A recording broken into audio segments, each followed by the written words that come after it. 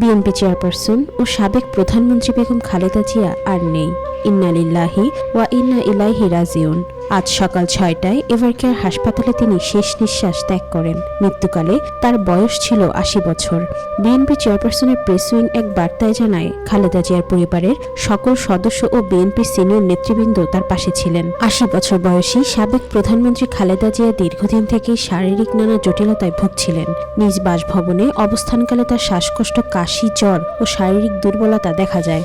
এক পর্যায়ে ২৭ নভেম্বর তাকে নেওয়া হয় ক্রিটিক্যাল কেয়ার ইউনিট বা সিসিইউতে। খালেদা জিয়ার চিকিৎসায় গঠিত দেশি বিদেশি ৩০ জন বিশেষজ্ঞ চিকিৎসকের সমন্বয়ে গঠিত মেডিকেল বোর্ড প্রতিদিন বৈঠক করে চিকিৎসায় পরিবর্তন আনছিলেন। তবে আজ তিনি চলে গেলেন। তার মৃত্যুতে শোক জানিয়েছে বিভিন্ন দেশের নেতারা। আগামীকাল বুধবার ঢাকার মানিক মিয়া এভিনিউতে জানাজা শেষে সংসদ ভবন এলাকার পাশে অবস্থিত জিয়া উদ্যানে তার স্বামী ও বাংলাদেশের প্রয়াত রাষ্ট্রপতি জিয়াউর রহমানের কবরের পাশে খালেদা জিয়াকে দাফন করা হবে।